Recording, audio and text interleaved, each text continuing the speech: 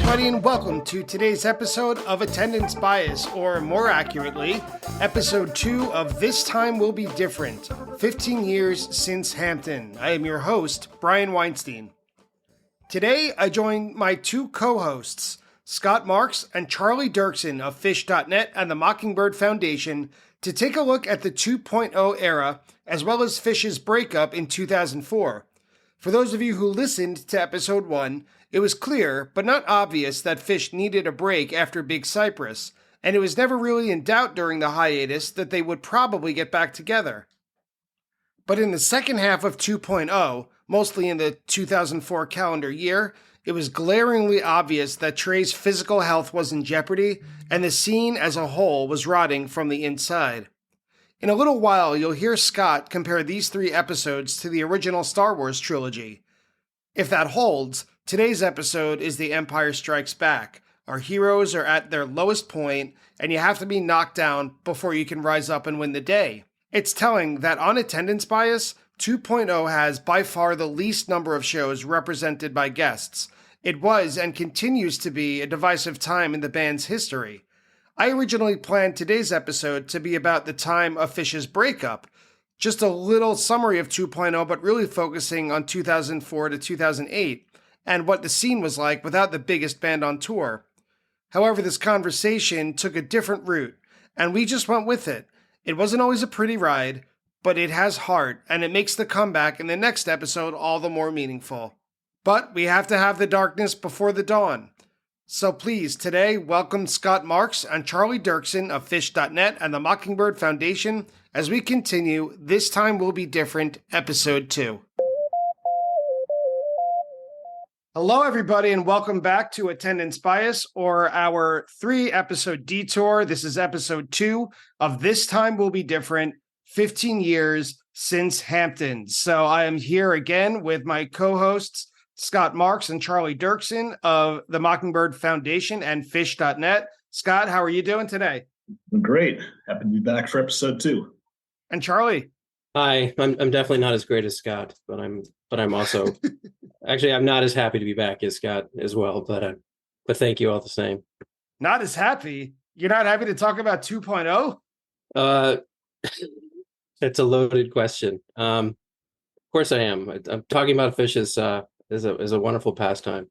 True enough. And for all of our listeners who haven't yet checked out the first episode, if this is your first one in this little 3-episode detour, this is just an acknowledgement, a look at 15 years since 3.0 began in March of 2009. And we figured we could take a look back, not just at that beautiful weekend at Hampton, but also what kind of led up to it. So episode 1 was about the end of 1.0, mostly 1999, 2000, and then the hiatus, what the jam scene was like without Phish and all of the other bands that were there, what live music we saw during that time. And then, of course, it ended with Phish's comeback on December 31st, 2002 at Madison Square Garden. Of the 3 of us, Charlie was the only one present. And Charlie, you said it was like the best vibe ever, right? Yeah, it was incredible. It was the vibe, as ridiculous as it is to talk about the vibe of a show. That was one of the few shows where it actually mattered, much like 12/31/95 or 10/31/94. Obviously, Hampton in March of 2009. The vibe of December 31, 2002 was just incredible because Phish was back and we were all there for the new year.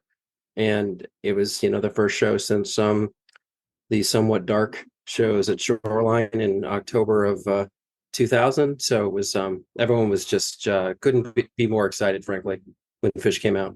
And to summarize, we spent a lot of time in episode 1 talking about what led to 1.0, and I simplified it, you could say incorrectly, as drugs, but drugs were more of a symptom of the larger problem. And we brought up the Betty Ford Clinic, that backstage area where the band allowed not even friends necessarily, but people, friends and I guess fans, to come by, get free drinks. And then it kind of turned into, I guess, an ugly scene as it grew. And since we recorded the first episode, I did a little bit of research, and in an article published in Rolling Stone in 2016, written by Patrick Doyle, on October 21st, 2016. So those of you with a Rolling Stone subscription can go back and check it out. The article is titled Phish's New Harmony, How America's Greatest Jam Band Learned to Get Along. So this was released around the time of Big Boat, but it is pretty in-depth about what led to the hiatus and then later the breakup.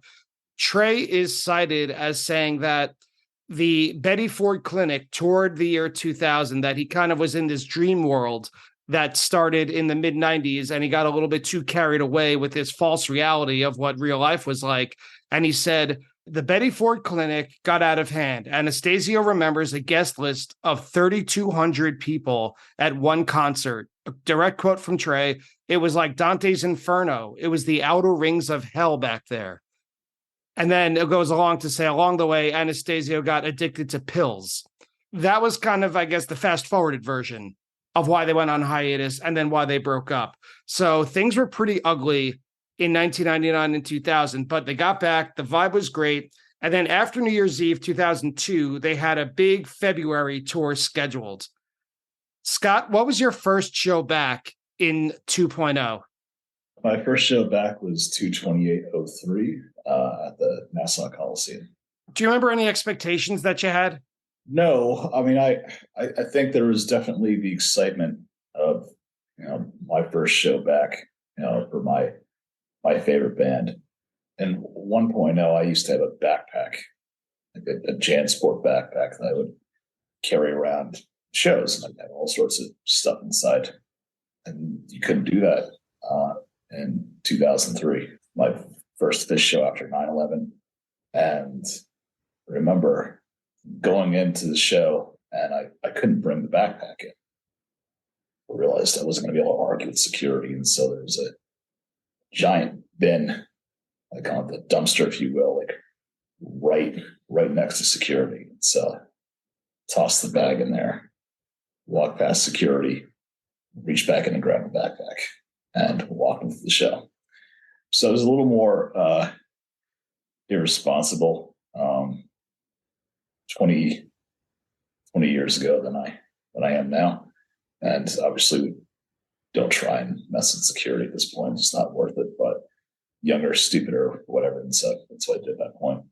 And, the shows had some great highlights, Vegas standing out specifically from a week and a half earlier in the tour, and some uneven moments as well. But I think the sheer excitement of the band being back. Sometimes you can hear a show and really get a sense for the crowd. On that night, like the crowd's roaring through almost the entire show, and just the energy.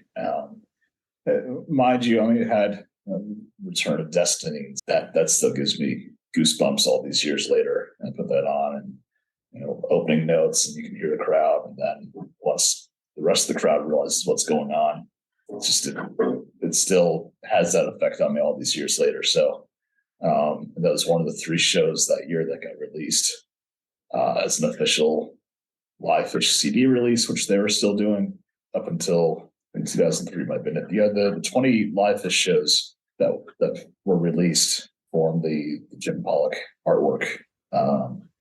And then they had these 3 CDs that were released: 2/28/03, 7/15/03, and 7/29/03. So my first 2 shows back were 2/28 Nassau and 7/29 Bourbon Sound. So I had a very good re-entry for Phish that year.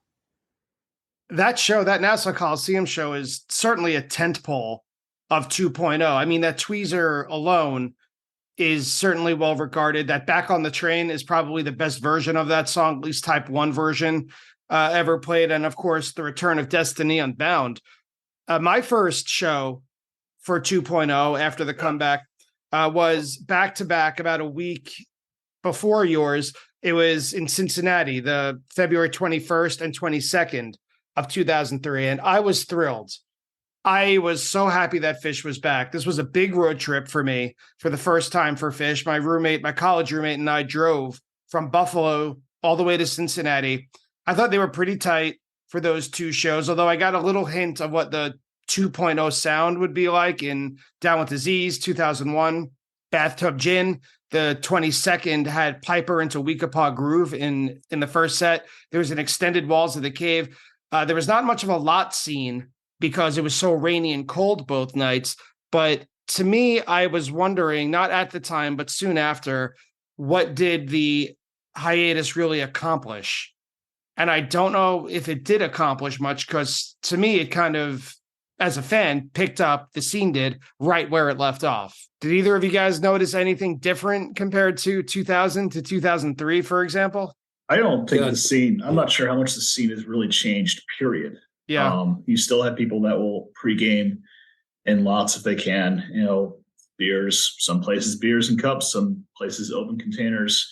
You have a shakedown where, it's possible. So, I mean, this goes back really before Phish, I would imagine, for the Grateful Dead, which, I never saw live, but I would imagine it's the same scene where it's just been, that party atmosphere. And the drugs have always been available if you knew where to look. So I don't think that's definitely, as far as Phish goes, that hasn't changed in 1.0, 2.0, or 3.0. Right. And actually, to your point, Scott, I was actually at the only show I saw in 2003 was Shoreline, the first of the two Shoreline shows in July of 2003. And the lot scene at that Shoreline show was akin to the lot scene at any Grateful Dead other ones show in the late 90s. There was a similar shakedown scene, people hanging out, obviously, in the lots, which are extensive at Shoreline. There's just several very, very large lots. Shoreline's enormous. There were scenes all over the place, frankly, which was common at Dead shows and Dead-related shows at Shoreline. So, I mean, I agree. In other words, Brian, I think it's been there's maybe been a change in degree, but not in kind, in terms of the scene. Like if there's a big enough lot to support a significant scene, there's going to be a pretty substantial amount of folks, pre-gaming and partying in the lot, and there's going to be a really healthy shakedown street. So, I think it just depends on the venue nowadays, how large it is. Yeah, we mentioned that in our last episode, that it kind of varies venue to venue. I tried to zoom out when I was getting ready for today's conversation about changes between 2000 and 2002. I first started thinking about the Phish world and their sound. Obviously, they had a different jamming style and an overall sound in 2.0 than they did even toward the end of 1.0. But then when I kept zooming out, like the world changed. To your little anecdote earlier, Scott, about having to leave your backpack at security, Phish was on hiatus for 2 years and 2 months. George W. Bush in that time was elected, I put that in quotes, president in a landmark Supreme Court case. He was appointed president. The 9/11 terrorist attacks occurred, which damaged the national psyche beyond repair. There was a tremendous lockdown in air travel and other security, pretty much everywhere. Yankee Stadium, it would be forever changed. America was at war for the global war on terror. As a teacher, I was learning that No Child Left Behind had the effect of increased standardized testing. There was the Beltway Sniper, if you guys remember that, in DC. Just things got pretty wacky. But what I remember from Phish in particular, and feel free to correct me, it seemed like there was a huge increase in recreational pharmaceuticals because they were much more prescribed and easily for sale in this time. Maybe I just wasn't looking for them at all because I was never into pills, but I don't know. It just seemed that in Phish and outside of Phish, we were in Sackler mode. Did you guys notice any of that at that point, or is that just all in my personal experience?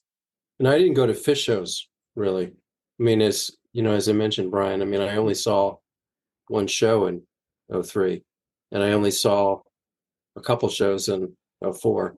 So right. I really don't know how to answer that. Yeah, I guess I didn't notice it. I guess maybe it was more toward 2004 than 2003. And I guess 2.0 in my mind can be kind of split up into two different segments. I thought that 2003 largely was more of a positive year, more consistency.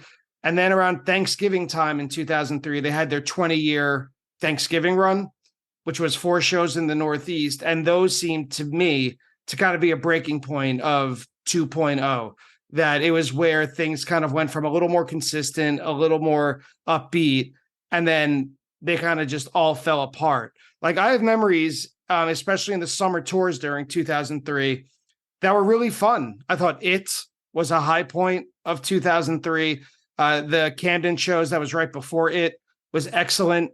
Charlie, you mentioned that you went to go see them at Shoreline. What do you remember about those shows? That was, I think, toward the beginning of the summer tour. Right. I just checked. July 9th was the first of the two Shoreline shows, July 9, 2003. And it had a really strong first set. It opened with You Enjoy Myself, went into a really good Simple. Mountains in the Mist, which is one of my favorite Phish ballads, was in the third slot, which is obviously not common then or now. Then Chalk Dust, which is pretty good. It had sort of this crazy ending, if I remember correctly. It looks like there's a note about it with a very similar end to Mango, apparently. And then it ended with a Bathtub Gin. That's I'm just double checking. Yeah, it's on the jam chart. It's a really sick jam. And that was just the first set. So it was a 5-song, can't even count. 5-song first set, July 9th, 03. That's definitely worth hearing. But then the second set, as good as the set list looks on paper, just wasn't that great. And the encore was Love and Cup. I don't know. It just my wife and I just didn't really have a great time. And that was actually my wife's last Phish show. Was July 9th, 2003, over 20 years ago now. And so I sold our tickets to July 10th on the way out of July 9th, which is the only time I've ever sold my own tickets to a Phish concert for the next night on my way out of a show at Shoreline. But anyway, so yeah, that was the only show I saw, and it was it had a wonderful first set. So I absolutely did not regret going, but I didn't see them again until summer 04. For me, I did Nassau, I did Burgettstown, and I did the first night of Camden, and as well as the 4 Thanksgiving run shows. The way that summer 2003 tour ended up, it was a really, really strong finish. The It shows were great. Camden shows were great. It's arguably one of the best. There's no arguably. It is one of the best hoods of all time. That was in that second night of Camden. That'll hold its own against anything, in my opinion. It's fantastic. And for a band that had been back for less than a year, it's fantastic. Fantastic place to be. I don't think the Thanksgiving shows were a sign of what was to come. I don't think it was quite that low point, because the Miami shows, that was another really strong New Year's run, in my opinion. Next spring's a different story, but as far as 2003 goes, I think it ended on a really high note. I guess my impression of those Thanksgiving shows kind of being a breaking point is because I didn't attend the New Year's run in Miami, so I don't have any particular strong connection to that. I saw the first night of the Thanksgiving run at the Coliseum, which I thought was pretty strong. There was a great, I think it's AC/DC Bag into First Tube, that blew me away. And also the debut of Crowd Control, which I thought was a pretty strong message from the band to the audience. And then the 29th, the second night, which was in Philadelphia, to me is one of the most forgettable shows I've ever attended. I remember more about getting to the show than I remember about being inside of it. I think there was definitely, at least for me, a lot of expectations going into that weekend, with it being a 20th anniversary run. And you look back, and there were things each night. The Dude of Life in the first night, who probably not the best thing to say hindsight with the breakup that would come around, but Dude of Life said something like, "Here's to 20 years, and here's to 20 years more," and then band breaks up. But the second night was Tom Marshall, and then up in Albany you had Jeff Holdsworth that reappeared, Tom briefly, and then you had the huge video montage for the show in Boston. So there are definitely things that were nice, but just for me, it wasn't quite on the same level as the end of summer 2003 and Miami. There are some fun things, like in the Boston show with that first half of that second set, Rock and Roll Weekapog, Tweet Prize, Frankenstein, Kung Frankenstein, that hood opener. And so there are definitely some perks. And again, Jeff Holdsworth coming back first time since the mid '80s, I think is still a special thing. Was it musically epic? No, I don't think so. But it was something that was still memorable and a special experience to see that, and it can still play all those years later just fine. I agree. I think that's something that most of us could honestly say we never thought we would see. To see Jeff Holdsworth come back on stage, considering all we knew about it was he showed up one day to Trey, kind of like with a rope around his shoulder as a guitar strap,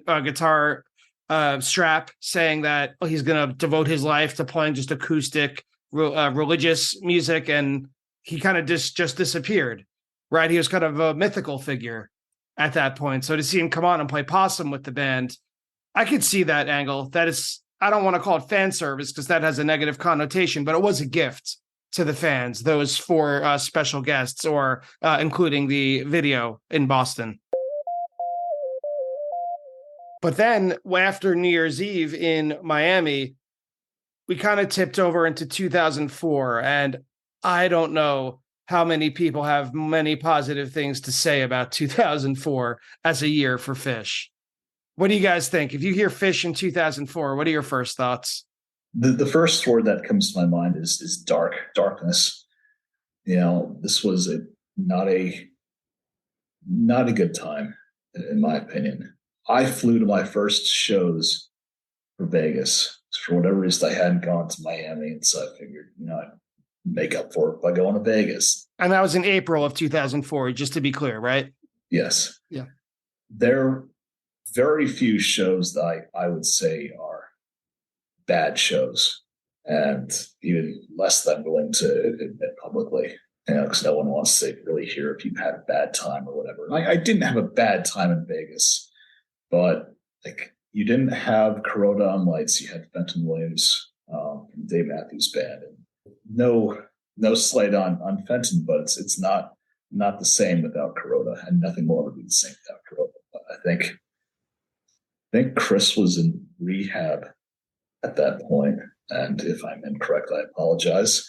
And Trey had no voice, so songs that I would normally love to go back and listen to. I cringe anytime somebody sends a Celis correction for those Vegas shows that I have to go back and listen to, because it's something I do not enjoy going back to. Jen Hartzell coming out was great.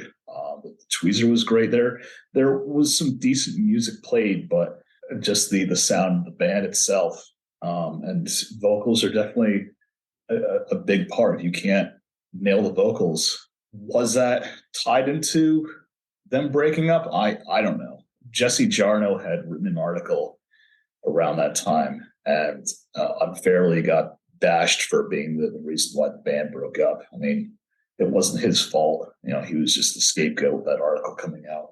And I think by June, when the summer shows are going on, the announcement had been made, and you're almost like dead man walking at that point. You know this is the end. It puts a different perspective on what's going on. The shows were overall not, I don't think they were quite as good as 2003, with the exception of SPAC. Those two shows were, for one reason or another, just light years beyond anything else that had been played that year, in my opinion. Which isn't to say that the other shows didn't have their moments, and they certainly did, but pound for pound, the SPAC shows were top tier, in my opinion. Right. To be clear, June 19 and June 20 of 2004. I was going to say, it's like, it's funny, Brian, when you said, what do you think of what do you guys think of when you first think of 2004? And I mean, for me, I think 2004 musically gets a really bad rap for obvious reasons, because there's plenty to criticize, but it honestly kind of bugs me that a lot of people just sort of shit on 04 without having actually listened to it. Like, there's a lot of people out there who shit on Coventry who haven't gone back to listen to the music at Coventry, and some of the music at Coventry is just awe-inspiringly good. I mean, to this day, up there with the finest most incredible Phish that's ever been performed in Phish history. And yes, so the lows at Coventry were among the, it just doesn't get any lower. I mean, Page, crying during Waiting in the Velvet Sea, you pretty much don't get lower than that. But but the fact is that the highs, the musical highs in '04, and at SPAC and at some other shows that in '04 were just there. It's just spectacular Phish. I mean, it's as good as anything, in my opinion. And so, I mean, for me, pound for pound, I agree with Scott about '03. I'd give the nudge to '03 for sure, as a year over '04.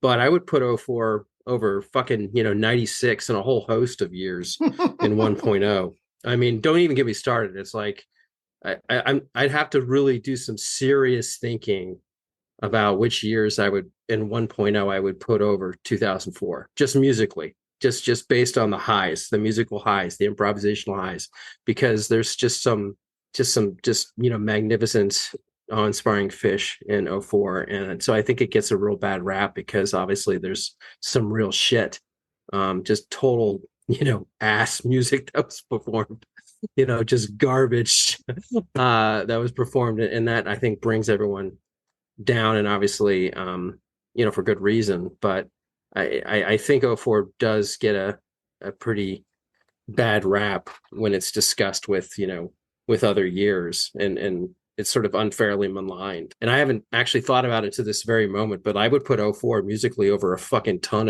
of years in the last 12, 13 years, just because the highs were that high, in my opinion. And yes, the lows were terribly low, and it doesn't get any lower, but I don't know. I think '04 gets a bad rap musically.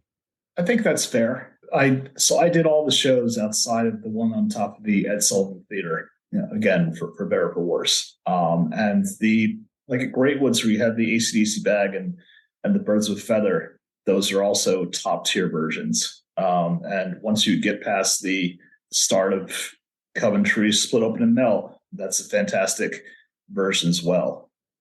One of the years Kevin Shapiro had a live bait with festivals, he cut out the beginning of Melt. You still have good 20, 25 minutes of Melt after that. It was super long. I'm looking at the jam chart notes here where it says skip the composed version and in parentheses ugly and go straight to the jam. That's released on Live 8 Volume 5, which is excellent, extended, and improvisational. There are good melts, but to have something like that, it's really something that's completely unmelt-like, if you will. The problem I have with '04 is really, unfortunately for me, the bad takes a front seat over the good in that year, with the bookends of experiences for me in Vegas and Coventry, which I'll talk about later on in this episode. But like any year, there are definitely highlights, and I think it's fair to say that the highlights from 2004 do stand above other years for sure. But just the personal experience for me, I guess, definitely plays into everything. I feel similarly. And that's kind of what my podcast is generally about, right? It's about personal experiences and how they kind of unfairly, maybe, I don't know if that's the right word, but they shape your memories of Biased a certain perception. show. Right. Biased perception. And I remember way back, I think it was May 25th, 2004 was the date when Trey announced, and I put his name on the front of it because the note was signed Trey Anastasio. It was not from Phish, that Coventry was going to be the last show and that they were breaking up. I got the news. I remember being on the way to Shea Stadium. I was going to see the Mets play the Phillies, and I looked it up. The Mets won 5-0 behind Steve Traxel, a good number 2 starter. I had a cell phone by then, but we were not. I haven't heard in a long time. Yeah, right. Steve Traxel, he had a good career. Was not the best, he's not a Hall of Famer, but he's a good, reliable starter. And I'm not a Mets fan. But anyway. Baseball fan, first and foremost. Sorry to interrupt. I just went down a little bit of a rabbit hole there. That's all right. But we were at the point in 2004 where I had a cell phone, but we did not have smartphones. I was not at the point where I could check my email. So my friend who was in the front seat could, And he said, oh, he just got an email that said a note or a message from Trey. And he said it out loud. He read it out loud. It said, quote, and forgive me for reading it out loud. Last Friday night, I got together with Mike, Paige, and Phish to talk openly about the strong feelings I've been having that Phish has run its course and that we should end it now while it's still on a high note. Once we started talking, it quickly became apparent that the other guys' feelings, while not all the same as mine, were similar in many ways. Most importantly, that we all love and respect Phish and the Phish audience far too much to stand by and allow it to drag on beyond the point of vibrancy and health. We don't want to become caricatures of ourselves, or worse yet, a nostalgia act. By the end of the meeting, we realized that after almost 21 years together, we were faced with the opportunity to graciously step away in unison as a group, united in our friendship and our feelings of gratitude. So Coventry will be the final Phish show. We are proud and thrilled it will be in our home state of Vermont. We are also excited for the June and August shows, our last tour together. For the sake of clarity, I should say that this is not like the hiatus, which was our last attempt to revitalize ourselves. We're done. It's been an amazing and incredible journey. We thank you all for the love and support you've shown us. Trey Anastasio. I remember calling my mom after my friend read that out loud and asked her to log into my email just to make sure it wasn't like some sort of spam. And I remember hearing it. I could hear her now. I gave her my email address and password. She had to log in, and she said, "Oh, I see it. A message from Trey." And then there was a really long pause, and on the other end of the phone, I heard, "Uh-oh." So that was how I found out. My reaction, I don't know. I guess it says something that I remember going to the game. Like, I wasn't so crushed. I don't know. Like, I picture teeny boppers when the Beatles announced their breakup, crying themselves, to sleep and being like really upset. I wasn't. I don't know what it was. Like, do you guys remember how you reacted when you found out? Was it devastating? Was it surprising? Was it okay? I guess this is just how it is. Charlie, do you remember? Busy. Yeah, I mean, I was furiously busy with my work and career at that point. As I mentioned, I only saw one show in 03. I was getting CDs of shows primarily thanks to Chris Glushko, if I remember correctly, in 03 and 04. So I was still listening to everything and trying to keep abreast of everything. I wasn't in the same mindset I was for, most of the 90s, in that I wasn't like trying to see every Phish show I could. What I do remember changing is that I actually went to see Phish in the movie theater and on that June 17 Brooklyn show.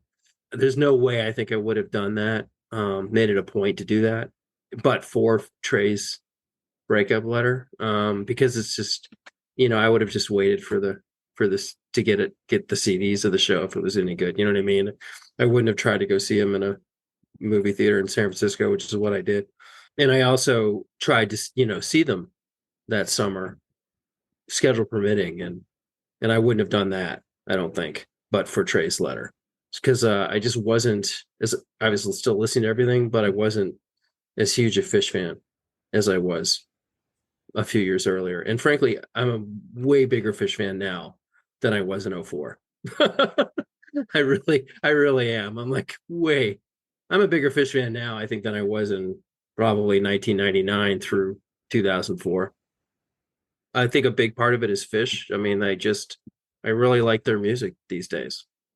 I mean, I really like it. If Phish was playing shit that I didn't like, I wouldn't be listening to them. And I certainly wouldn't be going to their shows. You know what I mean?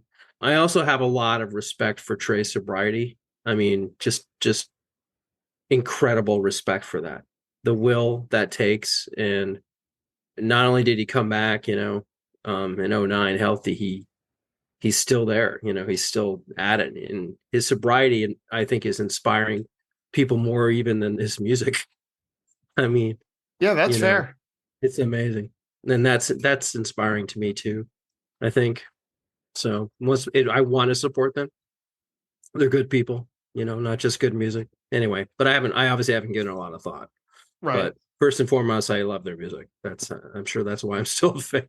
That's a good as answer as any. Right. Scott, do you remember your reaction to hearing this or reading this announcement? Sadness. And I mean, it's still hard hearing that read 19 years later. It's been my favorite band since, really the first time I heard their notes in 94.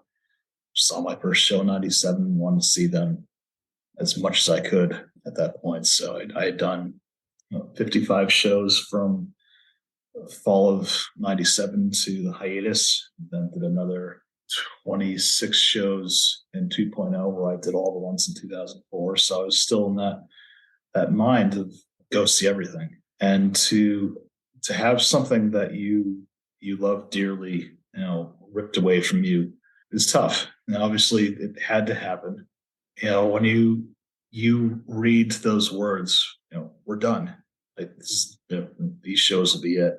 And then they're gone for a bunch of years. And now, we're coming up on 15 years of them being back happy and healthy. And you could make all the jokes you want about recording songs or Trey changing his voice for certain things, but the fact that they're still there and they're playing fantastic music, it's a blessing. It's a gift, and it's something that I appreciate every day. I think that mirrors a lot of my emotions as well. I think always the English teacher. I think the declarative sentences in that message, even though I wasn't crying over myself, maybe it didn't sink in. Maybe I was in shock when I first read it. Then on my way to a Mets game, like, all right, well, I'll worry about that later. I'll let that process later.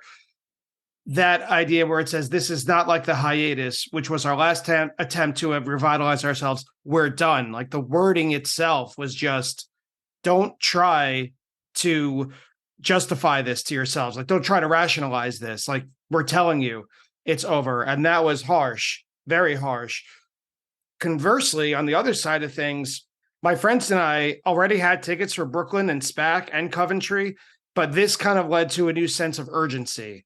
See every show because they're going to be gone. It's going to be out of stock soon. So we got tickets for Great Woods, and I didn't have tickets for Camden, but we went anyway, and we were able to find tickets for Camden.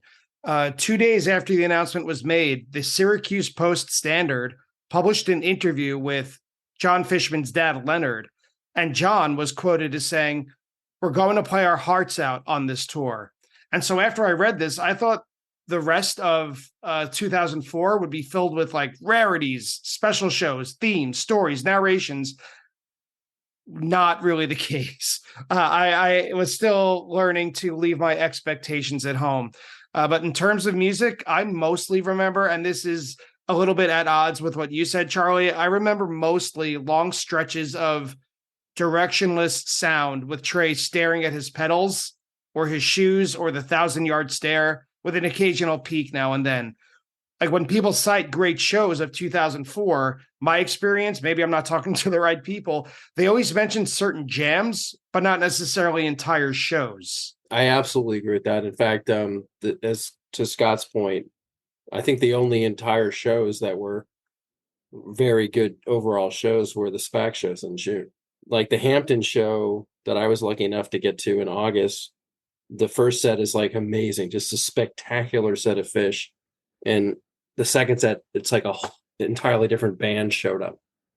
Just a terrible set of Phish, like, as by Phish standards.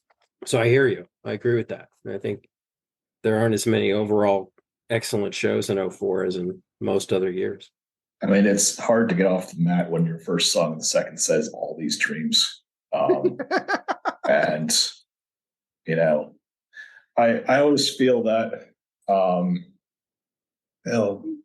they will play what they want to play at any time on stage. Whatever mood they're in is what's going to happen, and it doesn't matter what the fans think. I've also discovered that one person's trash, another person's treasure. For me, when a set starts with that, and there's no fire, no punch to it, the first set was fantastic. Some top notch music played. 5-song set, and it was also my first time at Hampton. So I was excited for that, not necessarily the fact that there was a show in Massachusetts literally the next day, which is just a lot of driving to get from point A to point B, but it was worth it. Again, I'm not really a fan of that second set either. There are some good parts of it for sure, but overall, not nearly what it was in the first set. Again, at that point in my life, still going into shows with expectations of like, this is Hampton. I'm here. Stuff in 97, 98 had been on the forefront of my mind at that point. Just some sort of special energy and vibe with the Coliseum, which, has existed through, all of Phish's career and other bands that played there as well. Just that special place. Hi, everybody. Brian here to welcome you to the set break of today's episode of Attendance Bias. First, thank you for listening. And second, just a quick reminder to tell you that even though Attendance Bias comes to you for free, it does take a lot of work and it does take quite a bit of money to keep the lights on here at production. So I just wanted to ask a small favor if you could support the podcast in any number of the following ways. If you could leave a review or a rating of it on whichever podcast app you use. If you could spread the word, telling a friend or someone you think may be interested in it about it. Or probably the most concrete way is to go to www.buymeacoffee.com/attendancebias and donate however much you can financially to help with the continuing costs of Attendance Bias. So thank you again so much for listening, and I hope you enjoy the second half of today's episode. Scott, how did you experience Coventry? Did you stay at home and go to a movie theater? What was your experience that weekend? I did do Coventry. We drove up, and there had been, I think, a hurricane or some sort of remnants of a tropical storm or something that completely wrecked the festival grounds. There was a tremendous bottleneck getting to the shows where we were just sitting on 91 for a good 24 hours not moving. I keep these tour journals. People will see me walking around with notebooks where I'll write down the set list. And I will also write down what happened before, during, and after the shows. So in one of the books, it describes what had actually happened during that 24 hours or what have you. I don't remember it. I think I've tried to push a lot of that weekend out of my head. But we ended up getting into the grounds. I think I had like a tent, maybe a backpack, because I didn't have to toss this one out. The shows had their highlights and also some rough spots, like the Waiting in the Velvet Sea. I don't know if Phish really and music can really be considered traumatic to a listener, but it's something where, that left a mark on me. And seeing Page break down, listening to him break down, and it finally hit me during Fast Enough for You. I think I was on the rail that night. This is when there was no early entry. You just, once the gates open, you ran as fast as you could, and all of a sudden you're running, and you're looking to your left and to your right, and you see people that are faster than you are. Somehow I still managed to get up there for at least a little bit, and I was bawling my eyes out during Fast Enough for You. Then it's it. That's it. It's over. And I get back to my campsite, and there are all these state troopers swimming around, and which is kind of a surreal thing at like 1 o'clock in the morning to be walking back to campsite in the middle of this mud hole piece of hell. And I look over at a tent that's like 10 feet away, and there's this guy lying face down in the tent. And apparently some guy had been wandering around and went into a tent, OD'd, and died.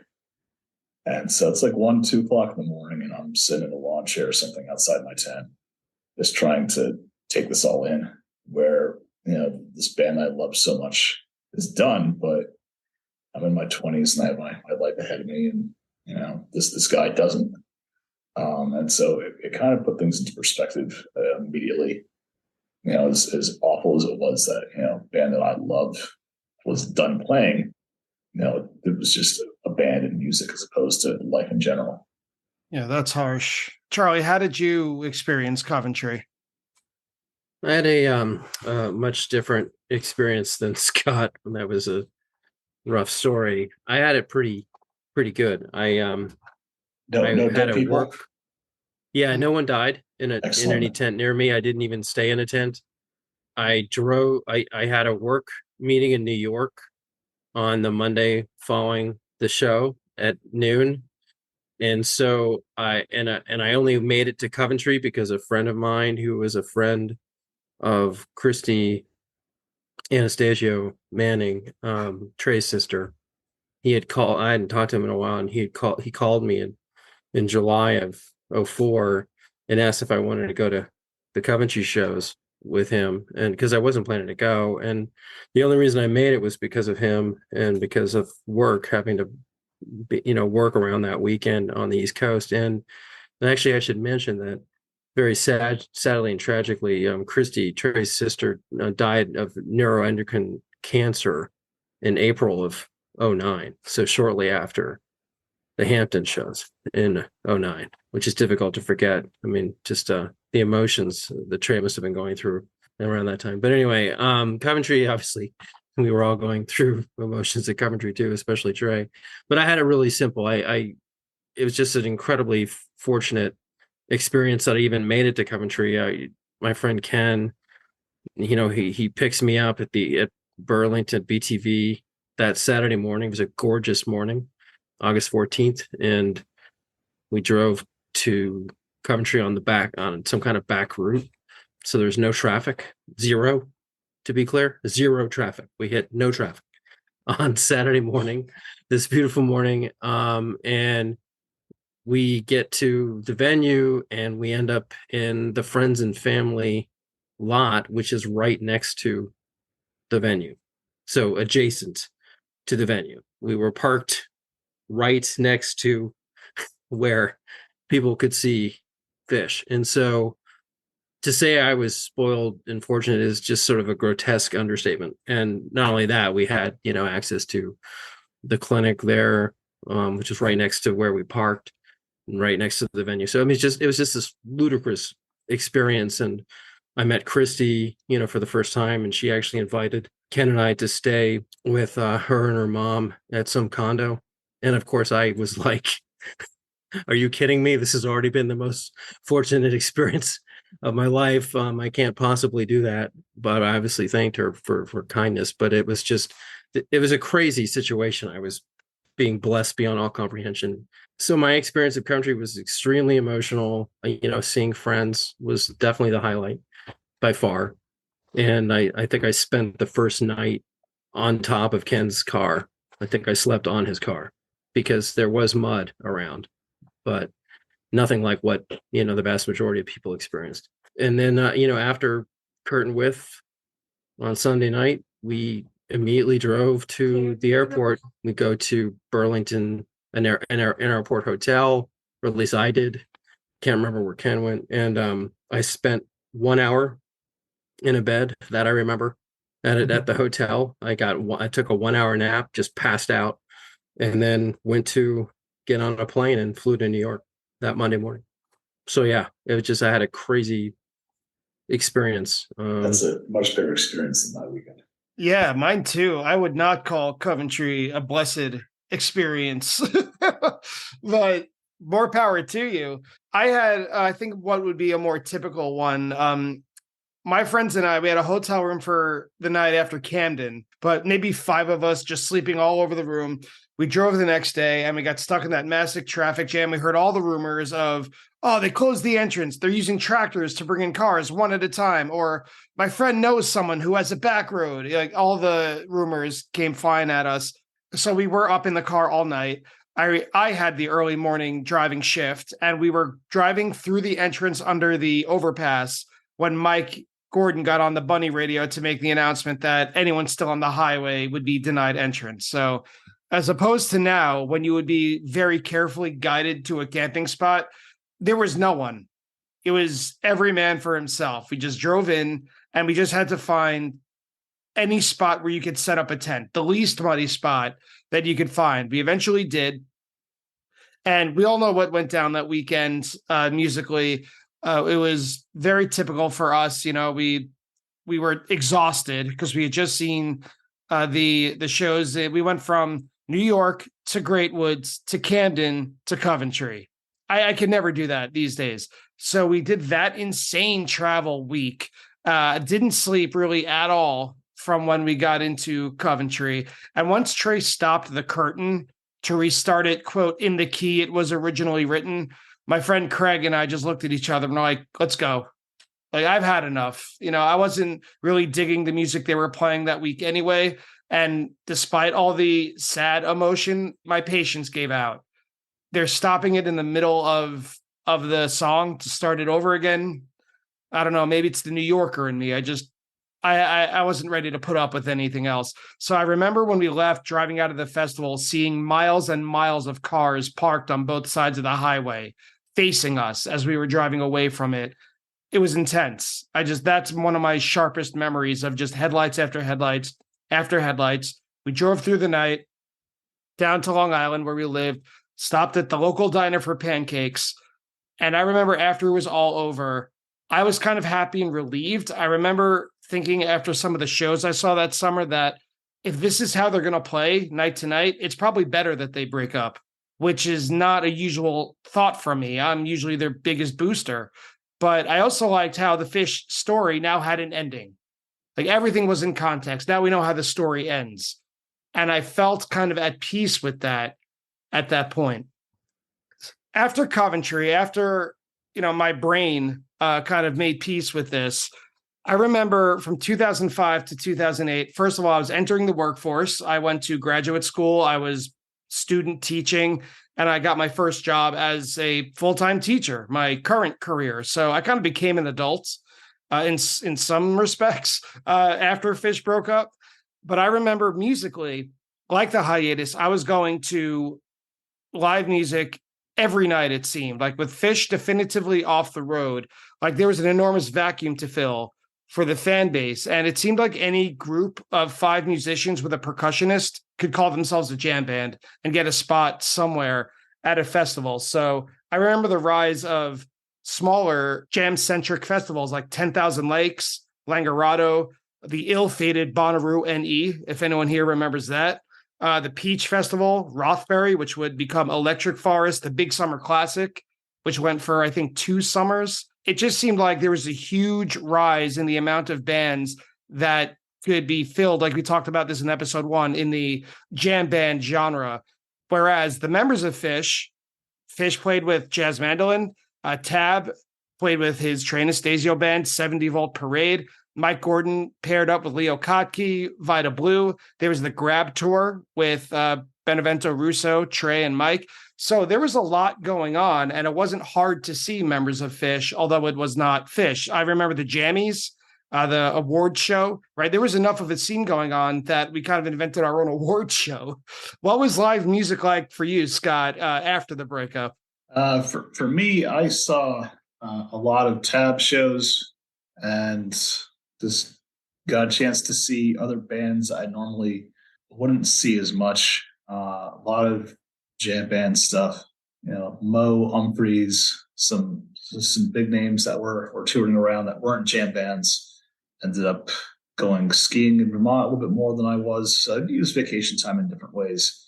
And, I definitely got a chance to do things a little differently during those years, and still working at my job. It's still a big vacuum, if you will. All due respect to the other bands, but when Phish wasn't there, he's had to fill the void, I guess. Charlie, how about you? What was your professional life and then music going life like during 2005 to 2008? Well, honestly, it was very similar to what I mentioned earlier, that, the same as it was really in 2003, 2004. My career as an attorney at that time was extraordinarily busy. I was working all the time. I was traveling all the time. My wife was going to grad school in Vancouver, British Columbia for several years in there. And so we had an apartment in Vancouver as well as our apartment in San Francisco. And so I was flying to Vancouver from DC, New York, San Francisco, Chicago, almost every other weekend or every weekend on certain times. And so I was just very busy with work and then getting to Vancouver. And musically, I was seeing a lot of, anything Kimmock was doing that I could see, I would go to.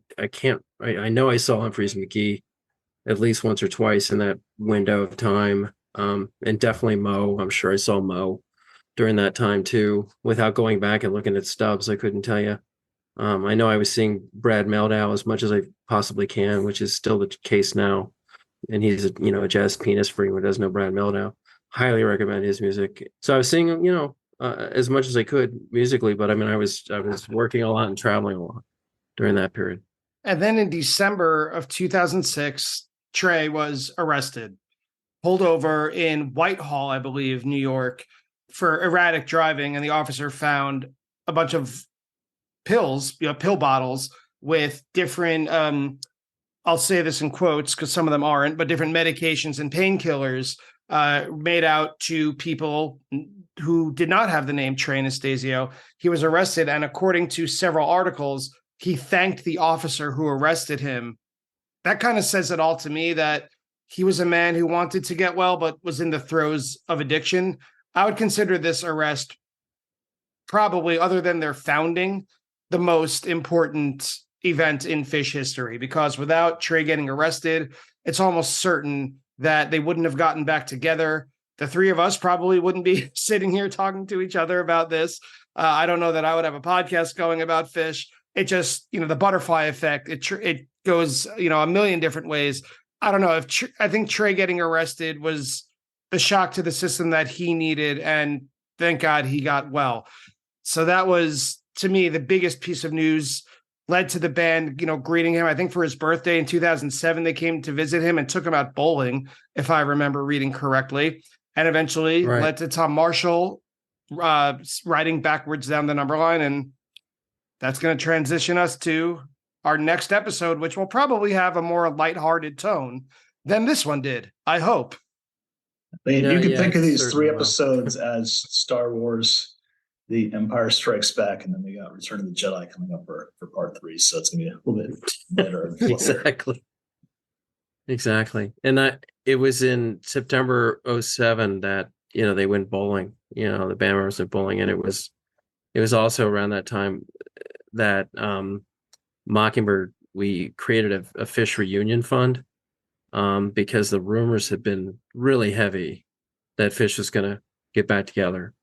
And so we kind of, in our excitement, we started a reunion fund at that time that I think had like 10 or 15K in it at least by the time of the Hampton announcement.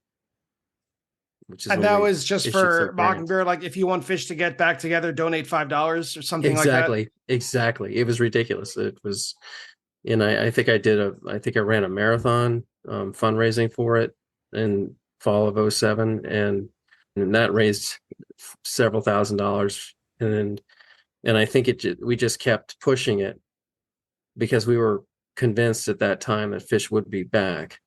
And we thought it would be in 2008, but obviously it wasn't until March 2009. But that's why we started that fund in September 2007.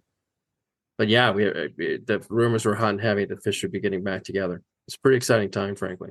Yeah, I remember they were playing, I think it was Brad Sands' wedding, that there is like a minute clip of them playing Susie Greenberg together on the wedding band's instruments. That was fun. Page put out an announcement, I should say, that said rumors of a reunion are premature, but we've been having good conversations. I'm paraphrasing. It's something like that.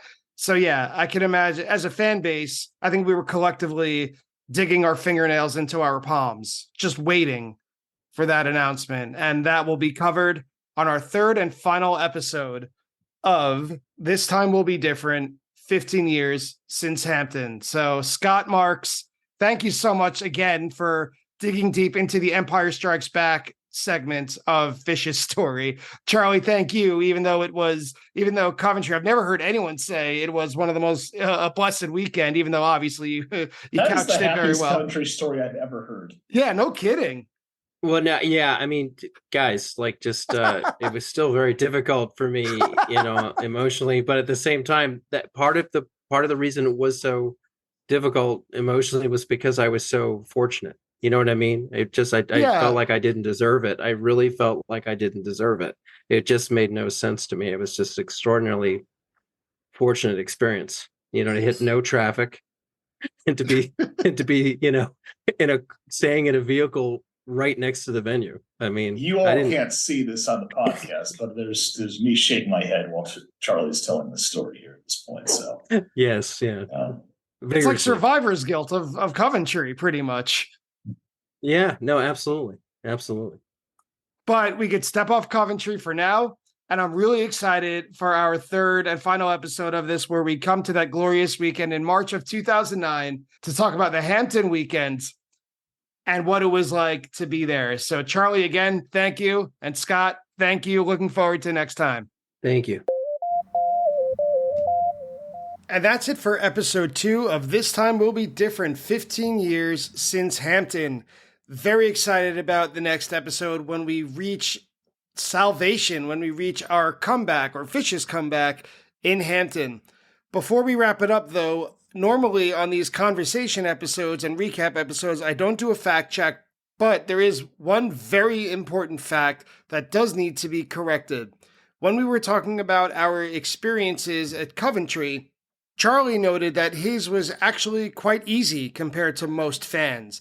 He said how Trey's sister and a friend of hers were able to set him up in convenient parking and even offered him an option to stay in a condo next to the fan parking.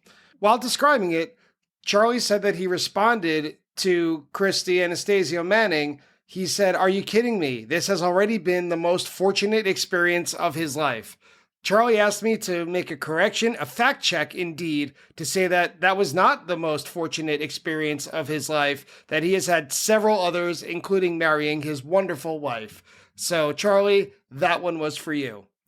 Other than that, ladies and gentlemen, please take a moment, check out the Mockingbird Foundation. If you've enjoyed even 1 second of this podcast, make a donation. It all goes to music education, charities for musical education. There's no better charity out there for the purposes of helping students discover music. So check out the Mockingbird Foundation. Thank you for listening to Attendance Bias, and we'll see you next week for the last episode of This Time Will Be Different.